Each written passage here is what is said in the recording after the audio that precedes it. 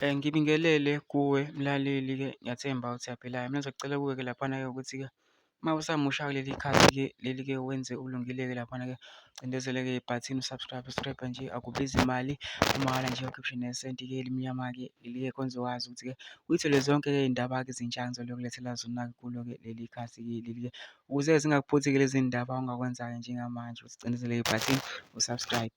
Udaba engilethele lona ngilethele ikliphu enye-ke insizwa-ke laphana ukuhlaziya-ke impela-ke ibihlaziya-ke i-M_K-ke laphana-ke yaze yaveza nanokuthi-ke sekunopresidenti-ke omusha-ke we-M_K-ke laphana waveza nanokuthi-ke lo president lo ungene kanjani, uqotshwe kanjani, yaveza-ke iy'nto ey'ningi-ke laphana-ke kodwa-ke angifuni ukuthi wezwa ngami-ke mina-ke. Into engizoyenza nje ngizodlala-ke ikliphu-ke yakhe lo mlisa sizocela kuwe laphana masizwile-ke le kliphu-ke ungene kuma-comment section-ke ufike ushiye umbono wakho ukuthi wena-ke ucabangani-ke ngalo-ke lolu daba-ke lolu-ke masicindezele ibhathini nje usubscribe nje akubizi imali kumahhala nje ukhiphe nesenti-ke elimnyama-ke leli-ke nawe-ke le kliphu-ke awuyithokozele. Kanti-ke i-M_K mina ngangishilo upelepele nje usuwehlelwa ukubaba bathi abaziyo bathi awusagwazi kahle manje usubuthundu. Ikusasa lakhona olubonayo ukuthi liyafipha ibala. Into eyenza ukuthi i-M_K ibe kanje iyafika abantu be-desperate nje and sidlala abaholi bey'lwela izimpi zawo zalapha national namagama abo. Sekubona ngisho ingane encane manje nakho sinoJaji Hlophe la.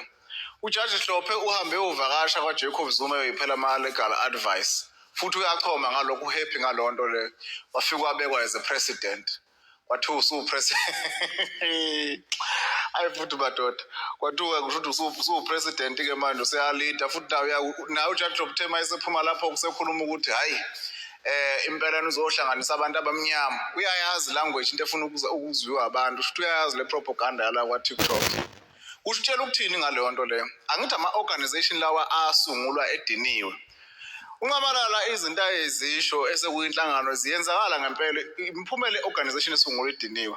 Nabantu-ke abafuna ukuzosave ukudla kwabo nezinkwa-ke zabo-ke ngaleso sikhathi leso-ke yibo-ke abantu abalapha abahlulwe mhlawumbe ezinye izinto kwa-ANC nani yonke leyo nto kanjalo bahamba bayongena laphana ukuthi bazovusa umnotho. Njengamanje ayisenzakala. Leadership imanhlanhlala abanye kade belwa bayala on the ground abakwazi ukuthola iy'khala laphana abanye naba nje olokhuzana who's this guy uNgidi naye lapho ethi uyofunga eMaritzburg kanti usexoshiwe usekhishiwe. Kuningi nje okwenzakalayo. Kodwa-ke uma usemathandweni vele kuze ukuthi kancane enkungu ithi ukwehla isikhathi sihambe lokuhleli ngaphakathi ugcina ubona ukuthi hhayi man kuhambe kugcine kusombuluka kubonakala ukuthi hhayi wayintshela vele nxamahlezi batshela abantu laba ethi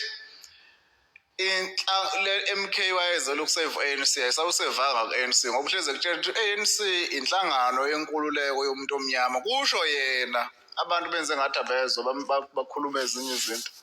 Manje ungathini-ke ngoba phela basuke besemathandweni. Kanti-ke i-M_K mina ngangisho